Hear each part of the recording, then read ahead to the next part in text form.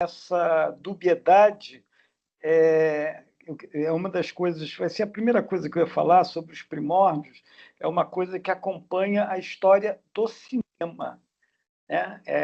Desde os irmãos Lumière, que costuma-se dizer que eles faziam registros, né, como se fossem documentários, mas eles usam estratégias ficcionais dentro das filmagens dele, né? Então, o cinema nasceu híbrido. Essa coisa de gênero, essa indefinição, não que não haja diferenças entre documentário e ficção, mas há muita também fronteira que é cruzada tanto por um lado quanto por outro, entendeu? Isso historicamente falando, mas isso a gente vai ver. Legal, Júlia. Vanessa, diga um pouco de você. Oi, Bebeto, boa Oi. noite, pessoal. Eu sou a Vanessa, eu moro em Taubaté, no interior de São Paulo. Eu sou atriz formada, me formei na Unicamp em 2005, já faz bastante tempo. Mas eu trabalhei como atriz e produtora até 2012, mais ou menos. Depois eu fiz uma transição de carreira e atualmente eu dou aula de yoga. Mas eu estou fazendo uma outra transição de carreira, na verdade, agora desde 2020, mais ou menos, que eu quero, estou retomando o trabalho com a cultura, tanto na área de atuação, quanto também de produção, e a escrita também é algo que eu sempre gostei e sempre mantive mais assim para mim mesma. E aí, de uns tempos para cá, eu tenho feito curso de roteiro e tal, para entender o que que eu quero trabalhar. Só que dentro do roteiro, o que eu percebi é que eu não gosto tanto de roteiro de ficção, mas eu penso mais em criar roteiro de coisas que já existem, sabe? Contar histórias, do que já existe, assim, da minha região, por exemplo, ou então outras pesquisas, assim. Então é isso. Ótimo. O teu olhar, você pretende retocar o real, né? A partir do real, né? Sim. Documentário, eu ouvi essa definição do Bresson, que foi o pai da Nouvelle Vague Isso, sim. francesa, Robert Bresson, e ele diz que retocar o real com o real, né? Eu achei isso uma bela definição para documentário, né? E está dentro dessa discussão anterior que eu falei depois que a Júlia comentou, né? Fez o comentário dela, né? O hibridismo de gênero existe desde os primórdios do cinema, né? Desde os primórdios. Eu vou falar um pouco sobre esse. Eu estou ouvindo vocês, vou falar da dinâmica e depois vou falar de conteúdo, só para vocês terem uma ideia, né? Então, quando eu falar dos primórdios, eu vou voltar ao Lumière, vou falar do Flaherty também, que fez Nanook e o Esquimó, vou falar. E o hibridismo está presente nisso daí. Lucinete, você?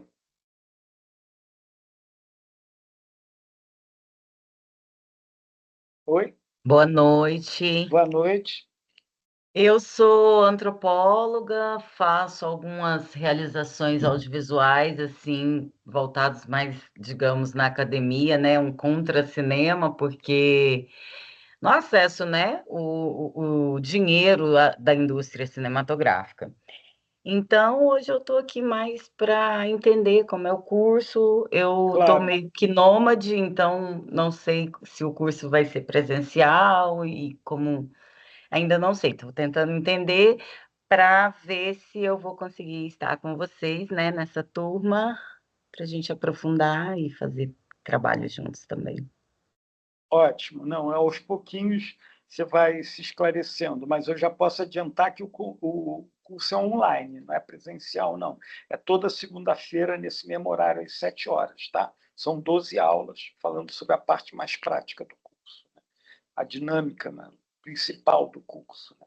Ótimo, Lucinete. Eu acho que essa coisa de ter sempre nas minhas turmas um antropólogo ou uma antropóloga, eu acho muito legal, porque o antropólogo ele se especializa, ele aprende ao longo da sua formação e depois da sua trajetória profissional a olhar o outro, né? A ter atenção para o outro, né? A reconhecer o outro, a se interessar pelo outro. Eu faço documentário porque eu tenho alma de educador e de antropólogo, né? Mas eu faço cinema. Cheguei a fazer um mestrado em filosofia da educação, mas aí teve uma hora que eu chutei tudo por alto e fui fazer a Cal e depois comecei a fazer cinema, isso já há algumas décadas atrás. Sem E eu estou entrar em tentando detalhes. fazer essa transição, né, da É antropologia para o possível, cinema. é possível, é possível. Se é aqui do Rio que você falou? Não, eu tô, na Ah, verdade, não. eu tô nômade. Eu estava no México, aí agora, nesse momento, eu estou no Tocantins, mas vou subir para o Pará, e aí depois eu vou para Ma- Cuba, ma- aí depois que eu volto para o Brasil. Pô, que maravilha. Mas isso por conta da sua atuação de antropóloga? É, sim, eu trabalho na área dos direitos humanos, então estou fazendo uma pesquisa de práticas de cuidado e cura na América Latina. E aí a Ótimo. ideia é transformar isso numa série documental. Pronto, você já tem até o seu projeto de curso. Eric, você está aí agora? Teve uma hora que eu te chamei. Eu não sei o que quer dizer não verificado. Jairo, você está aí? Eu tô. Diga aí, meu amigo. Boa noite. Eu sou jornalista aí da grande imprensa. Estou fazendo um curso de audiovisual na FAAP e estou aqui também como curioso. Tenho alguns projetos aí de documentário. Tenho me interessado pela área, tenho estudado bastante. Trabalho com gente, né? Meu material humano é o meu maior interesse. Eu trabalho muito com diversidade, então estou zapeando aí essa apresentação para ver se eu me aprofundo. Maravilhoso. Boa zapiada para você. É muito bom, né? Essa coisa de você procurar o que você se encaixa com o teu desejo, né? Eu acho isso fundamental, profissionalmente falando, e acho que tem um pouco de segredo da juventude nisso aí, né? Vi algumas figuras que se encontraram, que hoje em dia são grandes artistas e que demoraram a se encontrar e quando se encontraram estão por aí. É muito bacana isso. Bem, Eric, você não está aí pelo visto, né? Ou tá? Bom, então vamos lá.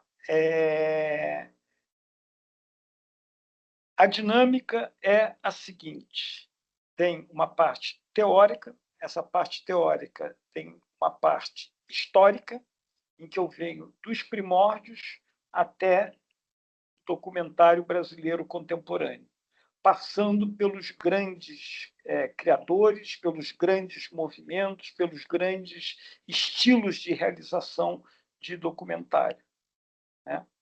E quando chegamos na parte do documentário brasileiro contemporâneo, aí eu procuro dissecar um pouco as modalidades do documentário brasileiro contemporâneo que surgiram nos últimos 25 anos.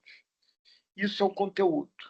Em termos de dinâmica, tem uma parte prática também que eu prezo muito, que é cada um, ao final do curso, ter escrito, sair daqui com um projeto de documentário. Não diria com um roteiro. Inclusive, que essa é uma discussão. O Eduardo Coutinho, nos últimos 10 filmes dele, ele não fez roteiro. Ele criava dispositivos narrativos, que é outra coisa, né? Essa é uma das diferenças, né, entre o documentário e a ficção. O roteiro no documentário, o roteiro clássico de ficção, nem sempre é feito, né? E, como característica, tem que o roteiro de um documentário atravessa todas as fases da produção. Eu tenho um filme que eu fiz o roteiro para Sandra Werneck sobre gravidez adolescente, chamado Meninas, que a gente estava com o primeiro copião do filme pronto. Aí o produtor executivo me liga num sábado de noite dizendo sobre gravidez adolescente. E a menina da Rocinha, que estava grávida, ela tinha um namorado que era traficante. Ele só permitia a gente filmar ele de costas, né, descendo os becos, na laje, de costas e tal. Aí me liga o produtor executivo dizendo que tinham matado ele. Eu, na mesma hora, peguei o telefone, liguei para a Sandra Werneck e falei assim, a gente tem que gravar, não me lembro mais se é de 2006, o nome da menina, não me lembro. Temos que gravar a menina no velório, temos que fazer essa gravação. Isso vai ser um final forte, né? Um pós-fácil, assim, né? E aí a gente fez isso e realmente é uma cena maravilhosa, que quando ela soube que tinha que se gravar, ela colocou um vestido preto, entrou dentro de um táxi, a gente pediu para ir junto, ela deixou, e ela foi toda muito triste, mas ao mesmo tempo com muita elegância e dignidade. E esse foi o final do filme. Então, houve uma mudança no roteiro do final do filme, numa fase em que a gente já tinha concluído uma primeira versão. Então, ficção é diferente. Você tem a pesquisa, tem escreve o roteiro, faz a pré-produção e, quando começa as filmagens, o roteiro bem-sucedido é aquele que tem menos alteração. Não que as alterações não existam, mas até por uma questão de produção, uma diária de ficção é 10 vezes mais cara que uma diária de documentário. Né, que tem... Abrantes. Oi? Romã? Oi, Romã, é você que está falando? Oi, estou com o microfone aberto, desculpe. Tá. Então, é diferente. O roteiro documentário atravessa todas as etapas. E o de ficção, quando chega na hora ali da captação de som e imagem, ele deve ser preservado ao máximo. Então, nessa dinâmica, a gente vai assistir alguns filmes aqui, alguns curta-metragens. A gente vai discutir, né, todos os textos ditos intermediários, sinopse e argumento, basicamente, e quem chegar a escrever um roteiro, quiser escrever um roteiro, ou se não for um roteiro de documentário, você tem uma estrutura. Em geral, os editais, inclusive, pedem isso. Eles não pedem roteiro para um edital de documentário. Eles pedem visão do diretor, estrutura, são outras demandas. Né? Mas tem uma parte prática aqui que eu acho fundamental. Né? A Lucinete, por exemplo, já apresentou uma ideia aí grandiosa, no mínimo. Né? Então, a gente fica junto aí 3 meses, né? São 12 aulas, então dá para a gente produzir esse projeto de documentário. Né? E, durante as aulas, eu sempre faço questão de ler e discutir aqui o que vocês vão escrevendo, as sinopses que vão escrevendo, mesmo a primeira versão do argumento, a gente lê juntos aqui, porque quando a gente passa, vamos ler para a aula que vem o argumento da Júlia.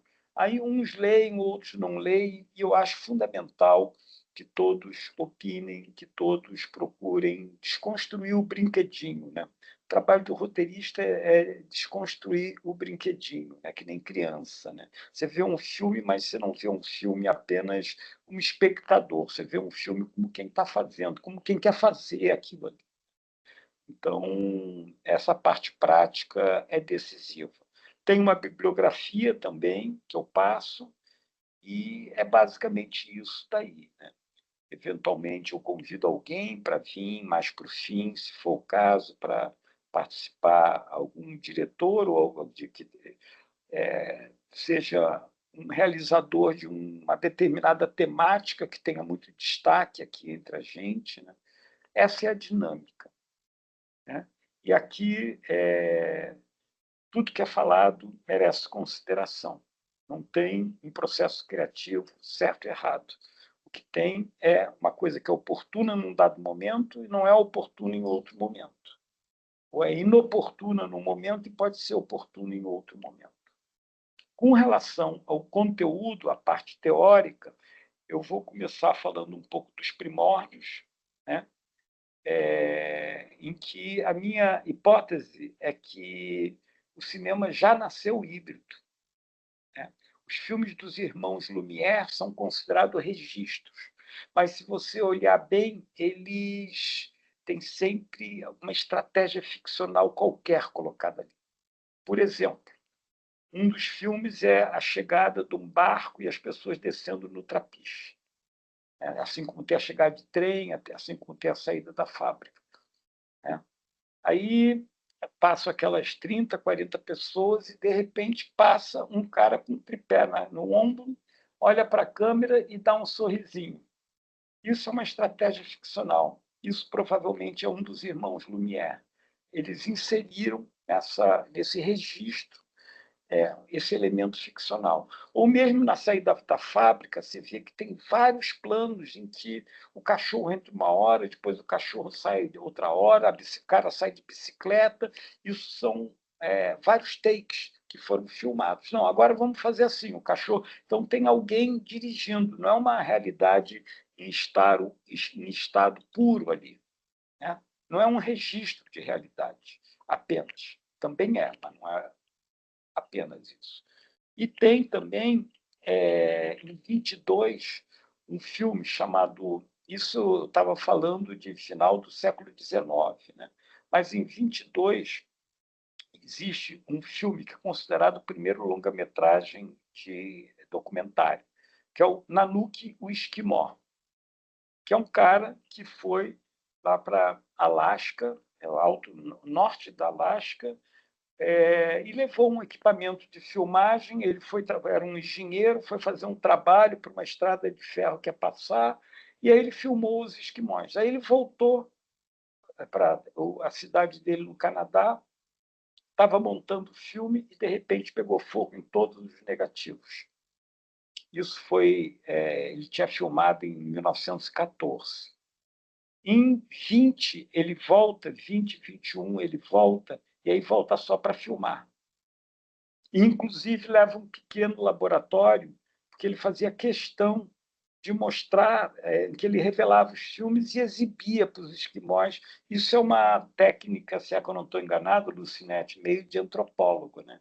De mostrar, interagir com as pessoas que são objeto de estudo, sujeito de estudo, melhor dizendo, mostrando para elas o que você está fazendo. E aí nasceu esse longa-metragem, só que é um longa-metragem que, por exemplo, quando ele foi na primeira vez, os esquimós caçavam os leões marinhos e as focas com arpão. Quando ele voltou, já caçavam com arma de fogo, mas ele pediu para os caras usarem arpão. Ele pediu para dar uma ideia do exotismo daquilo ali, da característica, né, daquele povo ali, das condições de vida daquele povo ali. E tem a primeira cena do filme, dando spoiler, que é um barco chegando, é dessas canoas que a pessoa só fica com o tronco para fora, uma canoa estreita.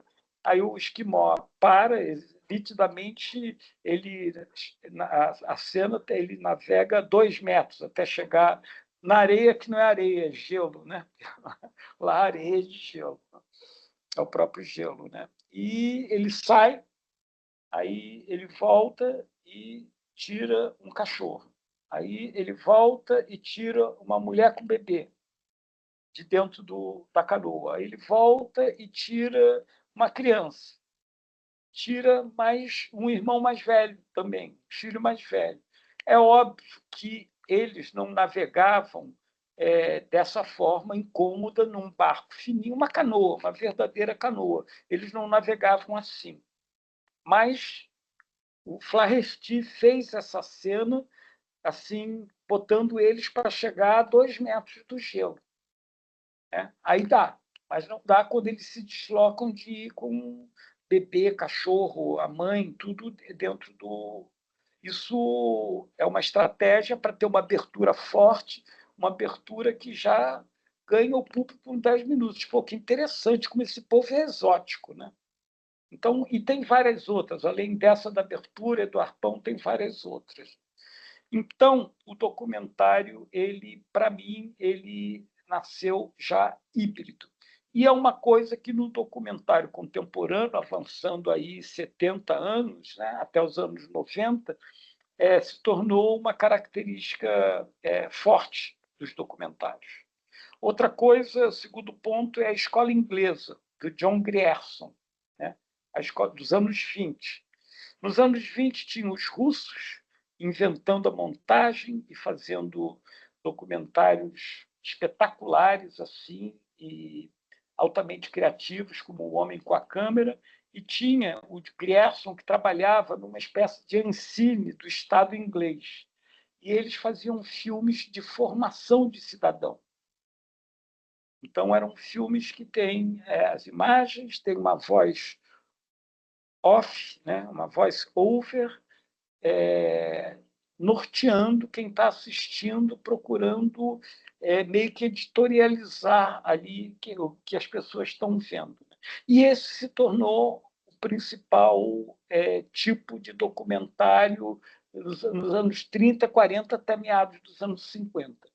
Foi essa estrutura narrativa que se tornou a estrutura narrativa hegemônica nas próximas 2 décadas, né? A partir do final dos anos 20.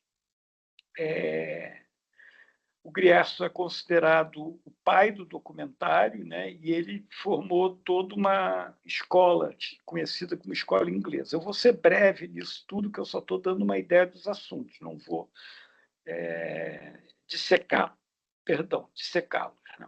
Aí, no meados dos anos 50, houveram algumas inovações tecnológicas. O cinema ele é a linguagem artística que tem uma dependência maior com as inovações tecnológicas, muito mais do que teatro, muito mais do que literatura, muito mais do que dança, muito mais do que música, embora a música tenha também, né?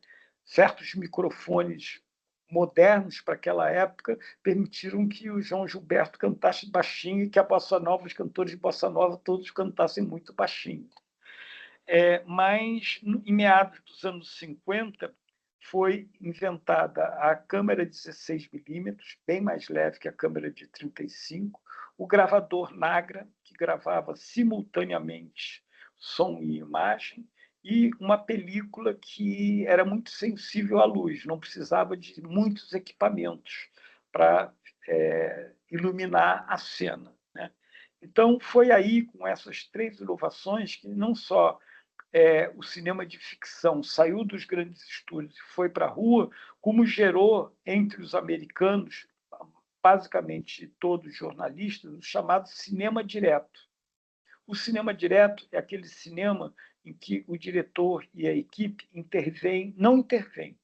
Eles, inclusive, dizem que é com uma câmera, se a câmera fosse uma mosca na parede. E eles torcem pela crise, torcem que aconteçam coisas interessantes, né? E o antropólogo francês Jean Rouch, na França, criou um estilo de documentário chamado cinema verdade, que é o oposto, embora aqui, de vez em quando, se fale cinema verdade e cinema direto como se fosse a mesma coisa, mas não é. O cinema verdade é o oposto. O cinema verdade é um cinema que interfere. O diretor interfere, intervém, porque aí ele acredita que se intensifica uma dada situação. Isso foi uma época em função dessas inovações tecnológicas, tão importante quanto os anos 90, a criação das novas tecnologias digitais. E quando essas novas tecnologias entram, elas mudam a linguagem, elas mudam a visão sobre a estética, o que é bonito e o que não é. Nos anos 90, se tivesse algum editor do Jornal Nacional que botasse uma imagem vertical, no dia seguinte ele não precisava nem ir trabalhar. Eu sei porque eu trabalhava na Globo nessa época, né? E hoje em dia é uma coisa aceita, é uma imagem tremida. E isso tem a ver com o celular, que todo mundo faz e se tornou esteticamente aceitável essas imagens. Nos anos 60, o que surge é o documentário, considerado documentário sociológico e cultural. E o que há de principal aqui no Brasil é os documentários do Cinema Novo, né? E os documentários da Caravana Farcas, que foi uma caravana que, em 2 momentos distintos dos anos 60, saíram descobrindo e mostrando a cultura popular dos Brasis profundos. Isso foi o que de mais importante aconteceu nos anos 60 e que continuou pelos anos 70. Só que nos anos 70 surgiu uma outra vertente sobretudo a partir do AI-5, que radicalizou a censura, que radicalizou o endurecimento da ditadura, surgiu um tipo de cinema experimental e de ruptura. A gente vai assistir alguns filmes, tem basicamente um filme chamado Congo, que mostra que a gente não pode falar diretamente as coisas, então vamos anarquizar de vez, anarquizar inclusive a linguagem, vamos extrapolar a linguagem, inclusive, né? Então, isso permaneceu ali pelos anos 60 e anos 80, né? Nos anos 90, entra o que a gente chama de documentário contemporâneo brasileiro. A grande mudança com relação ao período do cinema novo é que, no período do cinema novo, quem era sujeito do documentário, dos documentários, era a classe, né? O que interessava era você mostrar o cotidiano de uma determinada classe, de lavradores de cana-de-açúcar de Pernambuco, de operários não sei de onde. Era essa, por isso que é chamado documentário sociológico. Nos anos 90, e aí tem tudo a ver com as câmeras de vídeos que surgiram nos anos 80, que todo mundo passa a filmar, então a pessoa passa a filmar a avó e o irmão mais novo, entende? E isso tudo vira tema de documentário. A questão existencial, a questão da subjetividade vira assunto de documentário. O indivíduo vira assunto de documentário, coisa que, na época do cinema novo, era praticamente não permitido, né? Não era permitido, porque a temática tinha que estar em torno da classe social. Alguma questão até aí, antes que eu entre na última etapa, que é algumas coisas, algumas modalidades, melhor dizendo, do documentário brasileiro contemporâneo, que, como eu já disse, é visto de 95 para cá? Alguma questão? Alguém tem alguma questão que gostaria de falar?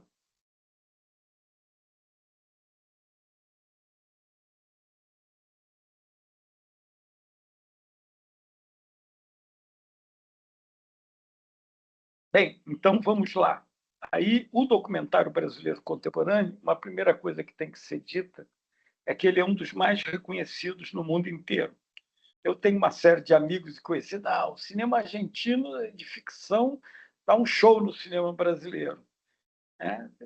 Sim, os argentinos são muito bons, mas em termos de documentário, né, o reconhecimento do documentário brasileiro é uma coisa internacional.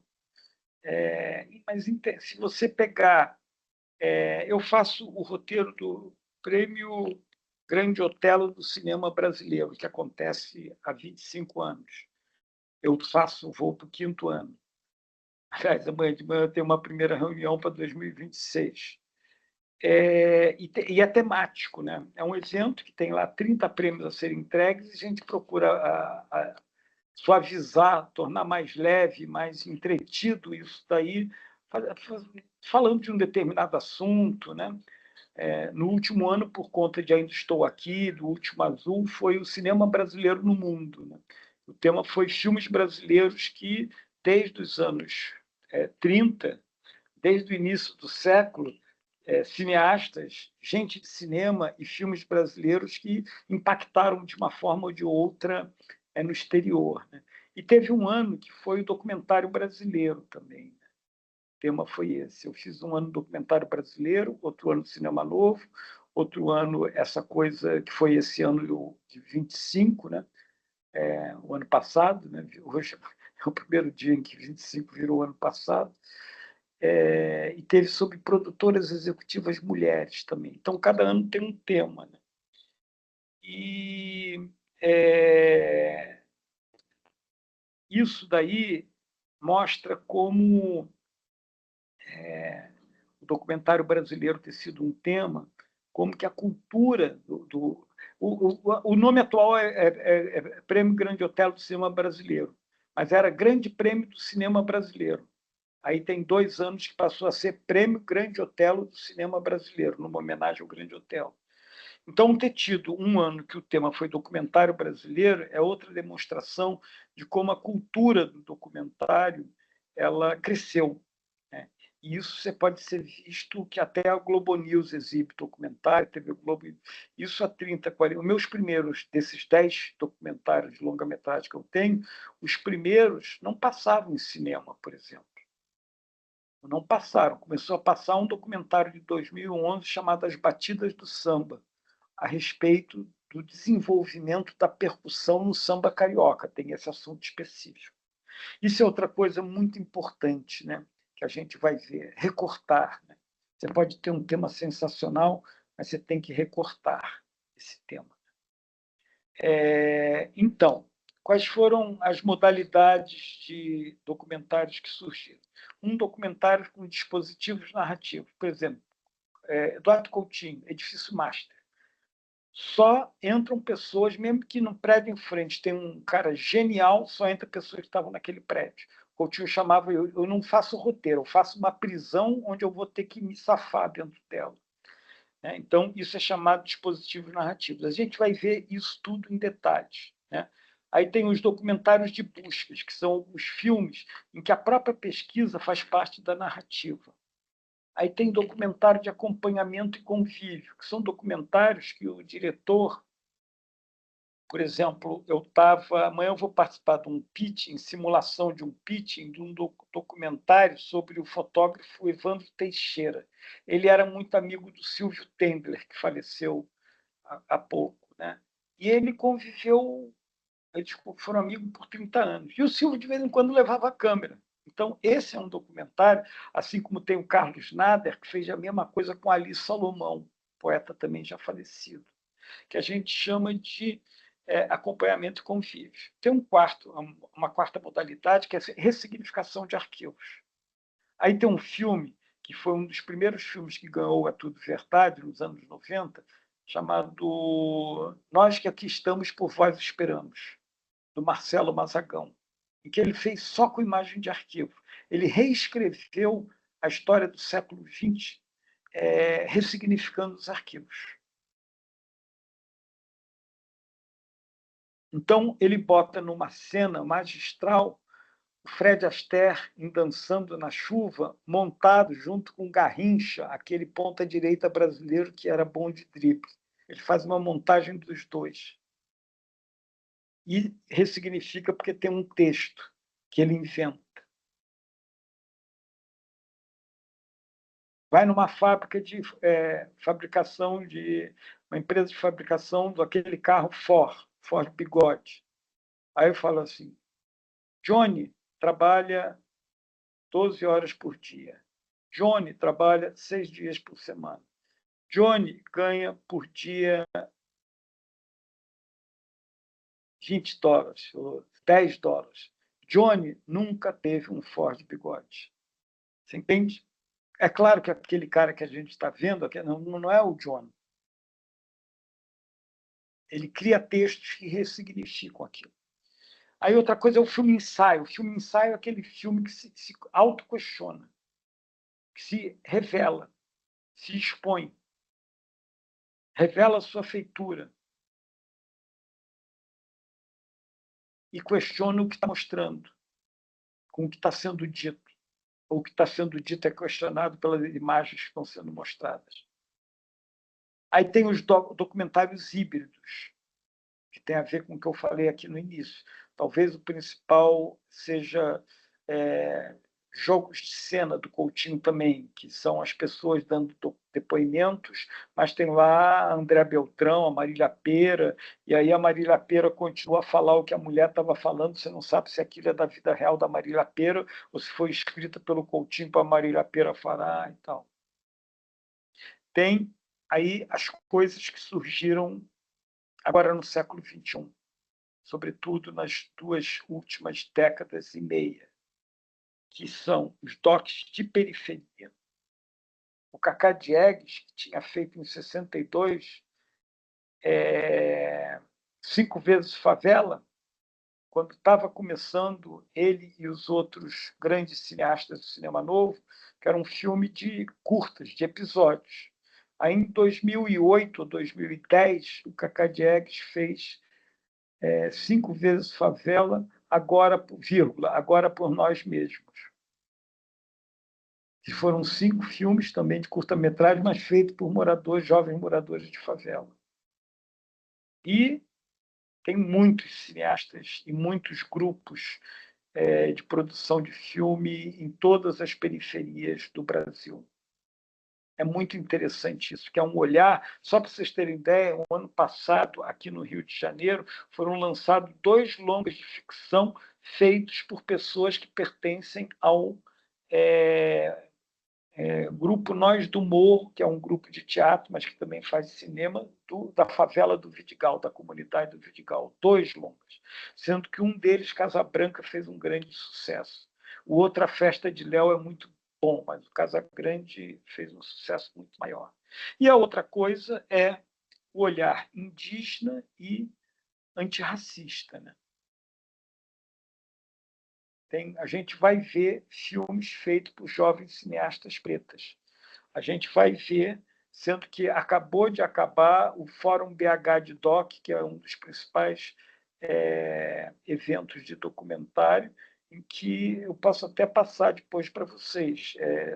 Eu peguei o PDF, né, dá para baixar, e a temática principal e as mostras principais eram de filmes indígenas, feitos por indígenas. É isso. Tem muita coisa, eu dei um apanhadão geral, mas tem muita coisa para a gente conversar e ver. Fala, Jairo. Eu queria perguntar se cada vez mais a gente está tendo mesmo esses documentários segmentados, né? E sendo fortalecidos, né? O documentário dos indígenas, os documentários que falam de raça, documentários de gênero, documentários LGBT. São importantíssimos, né? E que trazem vozes que normalmente não são ouvidas. Mas a minha questão é como é que se amarra esse tipo de documentário no interesse coletivo? Ou eles não precisam e não precisarão falar com o coletivo? Não, eles falam com o coletivo, mas falam a partir de um lugar de fala, usando essa expressão que entrou muito em voga, que era silenciado. E é natural, por exemplo, os editais, hoje em dia, eles privilegiam, inclusive na pontuação, de cotas, se o diretor é negro, se o diretor é trans, se a coisa é indígena. Tem muita gente que reclama. Eu sofro com isso porque eu sou branco e hétero, mas eu acho ótimo isso. Sabe por quê que eu acho ótimo? Porque me coloca no lugar de você ter coisa a dizer e você não ter quem queira escutar, e você está silenciado, que é a vivência do LGBTQIA, dos indígenas, da periferia e dos pretos. É claro que isso vem numa reação que entorta a vara para o outro lado. Está chegando a hora, o meu próximo documentário, que eu estou até com patrocínio, estou dependendo apenas da Secretaria de Cultura do Rio de Janeiro publicar no Diário Oficial, e ela não publica, está 4 meses, eu estou temeroso de perder o patrocínio. Vai ser sobre um novo longa sobre o João Cabral de Melo Neto. Esse tipo de filme, hoje em dia, quando eu comecei, no final dos anos 90, quando eu comecei a dirigir, que foi nessa época, meu primeiro documentário, um documentário sobre 50 anos da televisão chamado TV, Quem Faz, Quem Vê. E de um lado aparece só quem faz, e do outro lado é um diálogo de janelas, que foi lançado em 2000, num grande evento promovido pela Globo, lá na Oca, em São Paulo, que é um espaço gigantesco feito pelo Oscar Niemeyer. Esqueci o que eu ia falar. Por que eu lembrei disso? Isso é muito comum. Às vezes eu dou umas variações. E é muito comum também eu, de vez em quando, falar sobre minhas coisas, porque é a minha experiência. Não é vaidade, não, é porque é o que eu tenho mais elaborado, né? Mas, Jairo, sim, voltando para completar a sua questão. Sim, lembrei. Então, Jairo, eu acho que a vara agora está entortada demais. Eu não tenho chance de ganhar um edital com o Falar-me João Cabral de Melo Neto, que é o novo título que é o título do novo longa que eu quero fazer sobre João Cabral, entendeu? Mas eu acho uma vivência, isso vai se equilibrar, e começa a haver uma pressão e começa a haver um reconhecimento que o cinema foi descentralizado nessa Rio de São Paulo e que trans, negros, indígenas estão tendo... tem muito que melhorar, mas estão se colocando numa posição melhor em que eles ficavam, que era uma posição de invisibilidade, entendeu? Então, para nós, que sempre tivemos alguma visibilidade, você se colocar no lugar do outro, você entende o que o outro sentia, e você se abre para o outro, né? E o que está acontecendo é que está juntando, né? Tem muitos projetos que convidam um diretor